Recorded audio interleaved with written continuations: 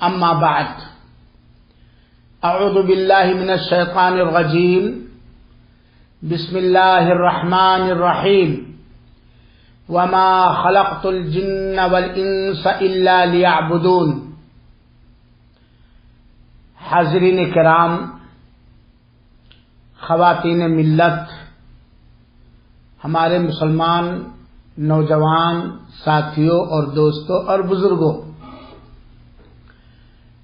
آج کے اس درس اور کلاس کے اندر میں آپ لوگوں کو بہت ہی مختصر انداز میں عبادت کے تعلق سے چند اہم اور مفید باتیں بتلانا چاہتا ہوں، اس دعا کے ساتھ کہ اللہ تعالی تا حیات ہم سب کو اپنی مرضی کے مطابق اپنی عبادت کرنے کی توفیق عطا فرمائے اور قبول فرمائے، آمین۔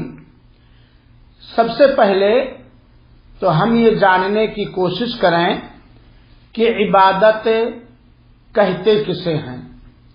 اردو میں اس کے لیے اگر الفاظ تلاش کیا جائے تو سادہ سا لفظ یہ ہے بندگی، اپاسنا اور پوجا، بندگی۔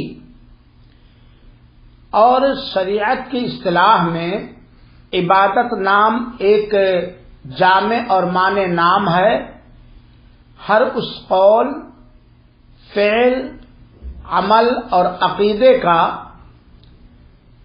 جسے اللہ تعالی پسند فرماتا ہے اور جس سے اللہ تعالی راضی ہوگا، چاہے وہ ہمارا عمل، ہمارا کردار، ہماری نقل و حرکت ظاہری طور پر ہو یا باطنی طور پر ہو، یعنی ہر وہ ظاہری اور باطنی عمل جسے اللہ تعالی پسند فرماتا ہے اور جس سے اللہ تعالی راضی ہوگا، اسے عبادت کہتے ہیں۔ دوسرا مسئلہ یہ جاننا ہے، اور یہ ہر انسان کو جاننے کی کوشش کرنی چاہیے، کیونکہ یہ زندگی کا اہم مقصد ہے۔ اللہ تعالی نے ہمیں اور آپ کو کس مقصد کے لیے پیدا فرمایا ہے؟ کیا اللہ تعالی نے ہمیں پیدا کیا ہے کہ ہم دنیا کے اندر عیش و آرام، عیش و تنعم کی زندگی گزاریں، کھائیں پیئیں، مست و منگن رہیں، شادی بیاہ کریں، تجارت کریں وغیرہ وغیرہ؟ کیا اللہ تعالی نے اس لیے پیدا کیا ہے؟ نہیں، قطعا نہیں۔ اللہ تعالی نے ہمیں اور آپ کو بہت ہی اہم مقصد اور غرض کی خاطر پیدا فرمایا ہے، اور اگر ہم اس مقصد کو جان گئے اور اس مقصد کے تقاضے کو پورا کر لے گئے تو اس سے صرف اور صرف اپنا ہی فائدہ ہے۔ اللہ تعالی نے سارے انسانوں اور سارے جناتوں کو کس مقصد کے لیے پیدا فرمایا ہے، اس کی وضاحت اللہ تعالی نے سورہ ذاریات کی آیت نمبر 56 کے اندر بماغ دحل اعلان فرما دیا اور واضح کر دیا ہے۔ اللہ تعالی ارشاد فرماتا وما خلقت الجن والانس الا لیعبدون، ہم نے سارے انسانوں کو اور سارے جناتوں کو صرف اس لیے پیدا کیا ہے کہ وہ سارے کے سارے ہماری توحید کا اقرار کرتے ہوئے، مانتے ہوئے، تسلیم کرتے ہوئے، ہماری اطاعت و فرما برداری کرتے ہوئے، ہمارے حکم کے بموجب صرف اور صرف خالی میری ہی عبادت کریں۔ گویا اللہ تعالی نے انسانوں اور جناتوں کو بیکار نہیں پیدا کیا ہے، بے مقصد نہیں پیدا کیا ہے، بلکہ ایک عظیم ترین مقصد کی خاطر پیدا فرمایا ہے، اور وہ ہے کہ سارے کے سارے انسان اور سارے کے سارے جنات صرف اور صرف اللہ تعالی ہی کی عبادت اور بندگی کریں، اللہ تعالی ہی کی اپاسنا اور عبادت کریں، کیونکہ وہی اللہ تعالی اکیلا خالق کائنات اور خالق انس و جن ہے، وہی اللہ تعالی اکیلا دلوں میں مالک الملک ہے، اور اللہ تعالی ہی ہمارا رازق ہے۔ اس لیے اللہ تعالی کی عبادت ہر بندے کے اوپر فرض اور واجب ہے، اور جب انسان یا جنات اللہ کی عبادت میں کامیاب ہو جائے گا، اسے اللہ تعالی کی عبادت کی بندگی کی توفیق مل جائے گی، تو وہ شخص دنیا میں بھی سعادت مند اور خوش نصیب ہوگا، اور آخرت میں اللہ تعالی کے مرضی کے اور رحمت کے حساب سے جنت سے سرفراز اور جنت الفردوس کا مکین بنے گا۔ لیکن اگر کوئی شخص اپنی تخلیق کے اس مقصد میں فیل ہو گیا، ناکام ہو گیا، مکمل کامیابی نہ مل سکی، تو نہ اسے دنیا میں نیک بختی اور سعادت مندی مل سکتی ہے، اور نہ ہی وہ جنت پا سکتا ہے۔ اسی لیے اللہ تعالی نے فرمایا سورہ قمر کی آیت نمبر 54 اور 55 کے اندر، ان المتقین فی جنات ونہر، اللہ کے برگزیدہ بندے، اللہ سے ڈرنے والے بندے، اللہ کے پرہیزگار اور متقی بندے جنت میں ہوں گے، جنت کی نہروں میں ہوں گے، فی مقعد صدق عند ملیک مقتدر، عند ملیک مقتدر، قدرت والے بادشاہ کے پاس عزت کی بیٹھک میں ہوں گے۔ یہ اخروی نعمت کنہیں ملے گی؟ اللہ تعالی کے عبادت گزار بندوں کو، اللہ تعالی کی بندگی کرنے والوں کو دنیا کے اندر اپنے ظاہری اور باطنی سارے امور اور معاملات کے اندر جب وہ اللہ تعالی کا تقوی اختیار کریں گے، اللہ تعالی سے ڈریں گے، خوف کھائیں گے، اور تقوی کے اسباب کو بجا لانے کی اللہ کی توفیق کے بعد پوری کوشش کریں گے، اور اس میں بھی کوئی شک نہیں، کوئی یہ بہانہ نہیں بنا سکتا اگر وہ بندگی میں لاپرواہ ہے، سست ہے، کاہل ہے، اللہ تعالی کی عبادت کی ادائیگی میں سستی کرتا ہے، کاہلی کرتا ہے، اور یہ بہانہ بناتا ہے کہ مجھے تو اللہ تعالی کی توفیق ہی نہ ملی تو کیسے پتہ چلا۔ یقیناً یاد رکھیے کہ جب کوئی بندہ کسی خیر کام کے کرنے کی اور شر کام سے بچنے کی اللہ تعالی سے توفیق مانگتا ہے، تو یقیناً اللہ تعالیٰ اسے توفیق مرحمت فرماتا ہے، اسے توفیق عطا فرماتا ہے۔ چنانچہ انسانوں کے پیدا کرنے کا مقصد، جناتوں کے پیدا کرنے کا مقصد صرف اور صرف اللہ تعالی کی عبادت ہے۔ اب ہم یہ بھی جان لیں کہ عبادت کے قبول ہونے کی شرطیں کیا کیا ہیں۔ ہر مسلمان کو یہ جاننا چاہیے، کیونکہ ہر مسلمان مرد اور عورت کی دلی تمنا یہ ہوتی ہے، عبادت کرنے کا مقصد ہی اس کا یہ ہوتا ہے کہ اس کی بندگی، اللہ کی عبادت، اللہ کی پوجا جو بندہ کر رہا ہے اس عبادت میں اثر پیدا ہو، وہ عبادت اللہ تعالی کے ہاں قبول ہو اور اللہ قبول کرے۔ جب ہمارا مقصد یہ ہے کہ ہماری عبادتوں کو جو اللہ تعالیٰ نے ہمیں توفیق دے رکھی ہے ہم کر رہے ہیں، تو وہ عبادت کے قبول ہونے کی بنیادی شرطوں کو بھی ہمیں خیال رکھنا پڑے گا اور بنا ان بنیادی شرطوں کے کوئی عبادت دربار الہی میں قبول نہیں ہوگی. ہم دنیا کے اندر عبادت گزار اپنے من سے بنے رہیں، لوگوں کے نگاہ میں بنے رہیں، لیکن اگر عبادت کے قبول ہونے کی جو شرطیں ہیں وہ شرط اگر نہیں پائی گئی تو عبادت قبول نہیں ہوگی. چنانچہ میرے دوستوں اور ساتھیوں اور حاضرین کرام، ناظرین کرام، عبادت کے قبول ہونے کی دو اہم اور بنیادی شرط ہے. ان دونوں شرطوں میں سے کوئی ایک شرط اگر نہیں پائی گئی یا دونوں نہیں پائی گئی تو وہ عبادت بالکل قطعا اللہ کے یہاں قابل قبول نہیں ہوگی. پہلی شرط ہے عبادت کرنے والے کے دلوں میں، نیتوں میں، ارادوں میں اخلاص ہو، خالص ہو، عبادت اللہ تعالی کے لیے کی جا رہی ہو.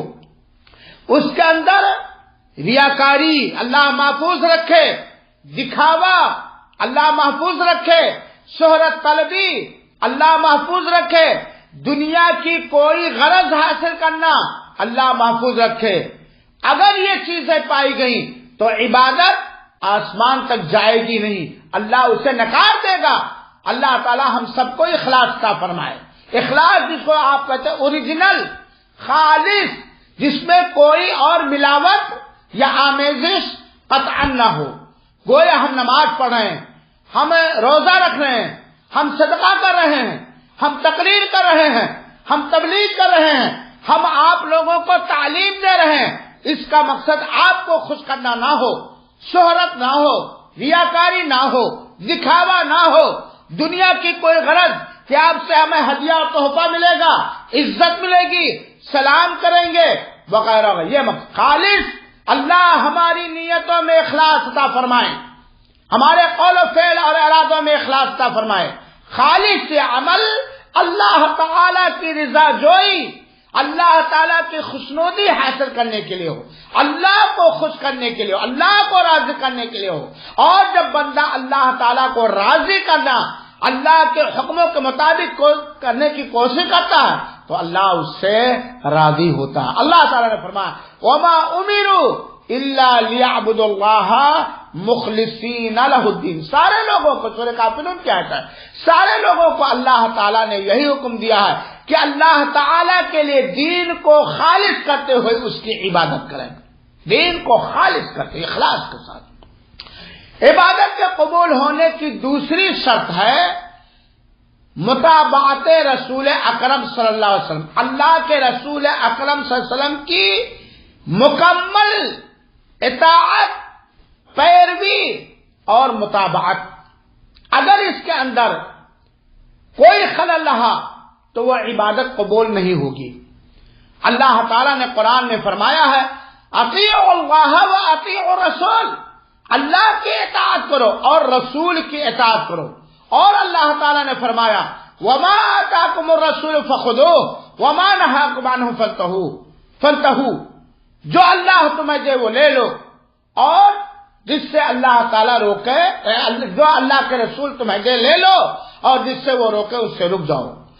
کیونکہ اللہ تعالیٰ نے انسانوں اور جناتوں کو اپنی ہی عبادت کے لیے پیدا فرمایا، اور انسانوں اور جناتوں کو اللہ کی عبادت کا طریقہ سمجھانے، بتانے، سکھانے کے لیے صادق المصدوق، قربان جائے ہم سب کے اعلیٰ اولاد ماں باپ جناب محمد مصطفیٰ صلی اللہ علیہ وسلم کو بھیجا. انہی کے پاس وحی آتی تھی. چنانچہ رسول اکرم صلی اللہ علیہ وسلم کی اتباع، پیروی، اطاعت ضروری ہے. اگر کوئی آدمی اللہ کے رسول اکرم کی اطاعت سے منہ موڑ کر کسی امتی کی پیروی کرتا ہے، یقیناً اس کی عبادت قبول نہیں ہوگی. تو عبادت کے قبول ہونے کے لیے دو بنیادی شرطیں ہیں. نمبر 1 اخلاص، اور نمبر 2 نبی کریم صلی اللہ علیہ وآلہ وسلم کی پیروی، اطاعت اور اتباع و پیروی. ایک اور بات ہم جان لیں عبادت کے تعلق سے، بنیادی باتیں ہم بتا رہے ہیں آپ لوگوں کو، ذرا دھیان دیں بھائی۔ عبادت کے کچھ ارکان ہیں، عبادت اور بندگی کے کچھ پلرز ہیں، ارکان ہیں۔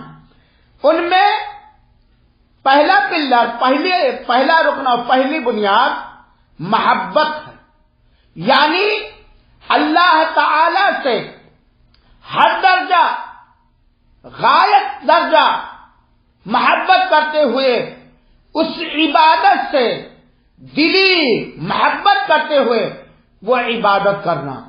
اگر اللہ کی محبت سے ہمارا دل خالی ہے اور اس عبادت کے لگاؤ سے ہمارا دل خالی ہے تو وہ عبادت بے بنیاد ہوگی۔ تو عبادت کے ارکان میں سے ایک رکن ہے محبت۔ اللہ کے رسول اکرم صلی اللہ علیہ وسلم نے فرمایا، اور یہ بخاری شریف کی روایت ہے، ثلاث من کن فیہ وجد حلاوۃ الایمان، تین چیزیں جس کے اندر پائی جائیں، تین چیزیں، وہ ایمان کی مٹھاس، شیرینی، ٹیسٹ اور لذت پالے گا۔ یہ اللہ تعالی نے فرمایا، اللہ کے رسول نے فرمایا، جن کے اندر تین چیزیں ہیں وہ ایمان کی لذت اور مٹھاس کو پا جائے گا۔ ان تینوں چیزوں میں سے ایک چیز یہ ہے کہ اس کے دل میں، اس کے نزدیک اللہ تعالی اور اللہ کے رسول اکرم صلی اللہ علیہ وسلم دیگر دوسری چیزوں اور دوسری مخلوقات سے بالکل محبت سے لبریز ہو، اس کے دل میں اللہ کی محبت سب سے زیادہ ہو، اللہ کا احترام، اللہ سے لگاؤ، اللہ کی تعظیم اور اللہ تعالی سے محبت دوسری چیزوں سے کہیں زیادہ ہو، سب سے زیادہ ہو، اور اللہ کے رسول اکرم صلی اللہ علیہ وسلم کی محبت اللہ کے بعد اس کے دل میں دوسری مخلوق سے زیادہ ہو۔ عبادت کے ارکان کا دوسرا رکن ہے امید۔ اللہ تعالی سے وہ امید رکھے، اس عبادت کے صلہ اور بدلہ پانے کی، اللہ کے راضی ہونے کی نا امیدی نہ ہو۔ اللہ تعالیٰ نے فرمایا سورہ کہف کی 100 آخری آیت کے اندر، فمن کان یرجو لقاء ربہ فلیعمل عملا صالحا ولا یشرک بعبادت ربہ احدا۔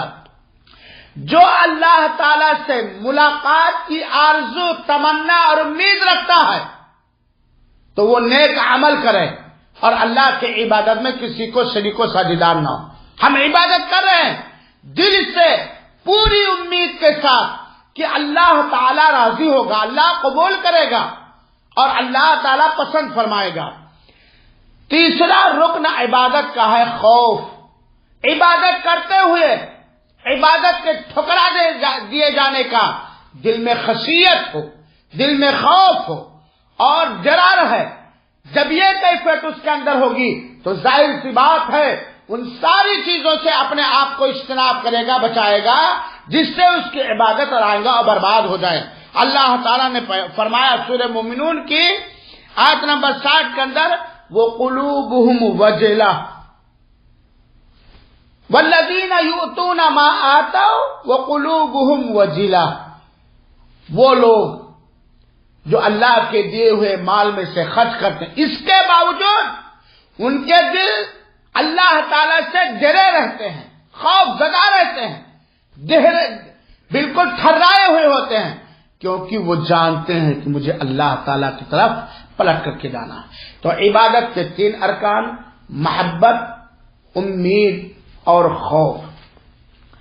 اسی طریقے سے عبادت کے تعلق سے ایک اور بات جان لیجئے، 2 بنیادی شرطوں کے علاوہ، اخلاص اور متابعت رسول کے علاوہ کچھ اور چیزوں کا ہماری عبادت کے اندر پایا جانا ضروری ہے، اور وہ یہ ہے۔ پہلی بات، جس وجہ سے ہم عبادت کر رہے ہیں، جس سبب سے ہم عبادت کر رہے ہیں، سبب اور وجہ یہ اللہ کے رسول اکرم سے پر اتاری گئی شریعت مطہرہ کے مطابق ہو۔ مثال کے طور پر لوگ عید النبی منانا ثواب کا ذریعہ سمجھتے ہیں اور اس کا سبب اور وجہ ذکر کرتے ہیں اللہ کے رسول کی پیدائش سے مسرت اور شادمانی کا اظہار۔ تو کیا اللہ اسلامی شریعت اس کے موافق ہے؟ کیا اللہ کے رسول اکرم صلی اللہ علیہ وسلم نے اپنی تاریخ پیدائش کوئی فنکشن کوئی جشن منایا ہے؟ نہیں۔ تو عبادت جس سبب سے کر رہے ہیں، جس وجہ سے کر رہے ہیں، وہ سبب اور وجہ اسلامی شریعت کے مطابق ہو۔ دوسری چیز جنس میں اسلامی شریعت کے مطابق ہو۔ جنس میں مثال کے طور پر قربانی کے جانور بھیڑ، بکرا، دمبا، گائے اور اونٹ ہے، اور اب اگر کوئی شخص گھوڑے کی قربانی دینے لگے تو کیا اس کی قربانی قبول ہوگی؟ نہیں، کیونکہ اسلامی شریعت کے مطابق نہیں۔ اسلامی شریعت کے اندر جن جانوروں کی قربانی کی اجازت ملی ہے انہی جانوروں کی قربانی ہوگی، اور گھوڑے کی قربانی یہ اس جنس کے خلاف ہے۔ تیسری چیز وہ عبادت عدد میں، گنتی میں اسلامی شریعت کے عین مطابق ہو، اسلامی شریعت کے عین مطابق ہو۔ مثال کے طور پر ظہر کی نماز 4 رکعت فرض ہے، اب اگر کوئی 5 رکعت پڑھے یا 3 ہی پڑھے تو وہ عدد جو ظہر کی نماز میں بحیثیت فرض اسلامی شریعت کے مطابق ہے 4، اس کے یہ خلاف ہے، لہذا اس کی عبادت قطعاً قبول نہیں ہوگی۔ اسی طریقے سے چوتھی چیز ہے کیفیت اور طریقہ بھی اسلامی شریعت کے مطابق ہو۔ عبادت کے ادا کرنے کی کیفیت اور طریقہ اسلامی شریعت کے مطابق اور موافق ہو۔ مثال کے طور پر وضو کے اندر ترتیب سے اللہ کے رسول اکرم صلی اللہ علیہ وسلم نے وضو کیا ہے، اب اگر کوئی آدمی بنا ترتیب پہلے کلی کرے، پھر ہتھیلی دھلے، پھر مسا کرے، پھر پیر دھلے، تو کیا اس کا وضو ہوگا؟ آپ کا جواب یہی ہوگا نا، قطعاً نہیں، کیونکہ جس کیفیت سے، جس طریقے اور طریقے سے شریعت مطہرہ میں وضو کا ثبوت ہے اس کے خلاف ہے۔ پانچویں چیز وہ عبادت وقت اور ٹائم میں، زمانے میں اسلامی شریعت کے بالکل مطابق ہو، اسلامی شریعت کے مطابق ہو، وقت میں، ٹائم میں، مہینہ میں، تاریخ میں اور وقت میں بھی۔ مثال کے طور پر رمضان مبارک کا روزہ رمضان کے اندر فرض ہے، اب اگر کوئی شخص رمضان کا فرض روزہ، قضا کی بات میں نہیں کرتا ہوں، رمضان کا روزہ رمضان میں نہ رکھ کر رمضان کے روزے کی نیت سے شعبان میں رکھے تو کیا وقت میں اسلامی شریعت کے مطابق ہوگا؟ نہیں، تو عبادت قبول نہیں ہوگی۔ چھٹی چیز جگہ میں اسلامی شریعت کے مطابق ہو، یعنی جس عبادت کو جس جگہ شریعت اسلامیہ نے متعین کر دیا ہے وہیں اس کا ادا کیا جائے۔ مثال کے طور پر کوئی شخص جائے اجمیر، کچھوچھا اور مختلف آستانوں درگاہوں پر اور کعبہ کی شکل بنا لے، احرام پہن لے اور اس کا طواف کرے، پریکرما کرے، کیا اس کا یہ عمرہ قبول ہوگا؟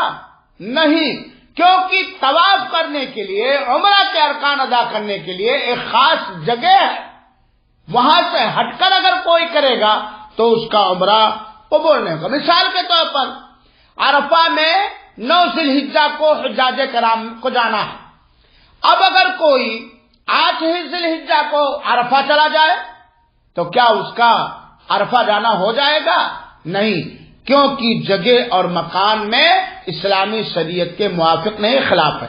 تو یہ 6 چیزیں عبادت کے اندر ہونی چاہیے۔ نمبر 1 وجہ میں اسلامی شریعت، سبب اور وجہ میں اسلامی شریعت کے مطابق ہو۔ نمبر 2 جنس میں اسلامی شریعت کے مطابق ہو، نمبر 3 عدد میں گنتی میں اسلامی شریعت کے مطابق ہو، نمبر 4 کیفیت میں طریقے میں اسلامی شریعت کے مطابق ہو، نمبر 5 وقت اور زمانے میں ٹائم میں اسلامی شریعت کے مطابق ہو، نمبر 6 جگہ میں اسلامی شریعت کے عین مطابق ہو۔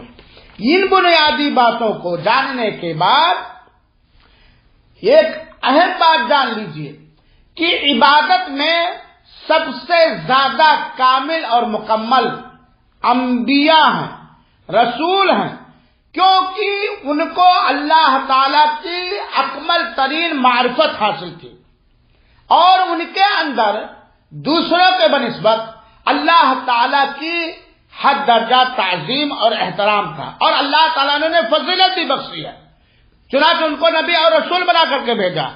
پھر انبیاء کے بعد صدیقین ہیں، پھر شہداء ہیں، پھر نیک لوگ ہیں، پھر اولیاء ہیں۔ آخری بات عبادت کے تعلق سے ایک یہ جان لیجئے کہ بندوں کے اوپر اللہ تعالیٰ کا حق کیا، بات لمبی ہوتی جا رہی ہے، بندوں کے اوپر اللہ تعالیٰ کا حق کیا ہے۔ بندوں کے اوپر اللہ تعالی کا یہ حق ہے، آسمانی اور زمینی یا زمین کے نیچے کے ساری مخلوقات کے اوپر اللہ تعالی کا یہ حق ہے کہ وہ سارے کے سارے صرف اللہ تعالی ہی کی عبادت کریں، اللہ تعالی کے ساتھ کچھ بھی ذرہ برابر بھی شریک نہ کریں، اللہ کی اطاعت کریں، اللہ کی نافرمانی نہ کریں، اللہ کو یاد رکھیں، اللہ کو کبھی بھولیں نہیں، اللہ کا شکر بجا لائیں، اللہ کی ناشکری نہ کریں۔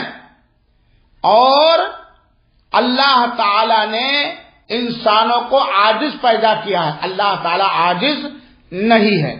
چنانچہ ایک روایت صحیح بخاری اور صحیح مسلم کی سن لے کہ بندوں کے اوپر اللہ تعالی کا حق کیا ہے۔ مختصر طور پر حضرت معاذ رضی اللہ تعالیٰ کہتے ہیں کہ میں اللہ کے رسول کے گدہی پر پیچھے سوار تھا کہ اللہ کے رسول نے پوچھا، یا معاذ، اے معاذ، کیا تم جانتے ہو کہ ما حق اللہ علی العباد، بندوں پر اللہ کا حق کیا ہے اور اللہ پر بندوں کا کیا حق ہے؟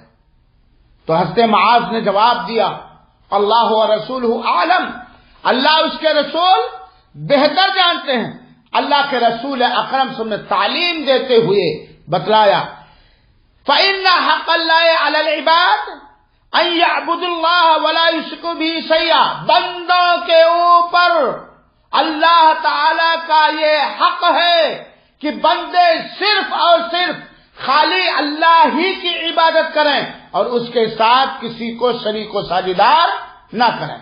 اور اللہ پر بندوں کا حق یہ ہے کہ اللہ اس بندے کو قطعاً عذاب سے دوچار نہ کرے جس بندے نے اللہ تعالی کے ساتھ کچھ بھی شرک نہیں کیا ہے، کچھ بھی شرک نہیں کیا۔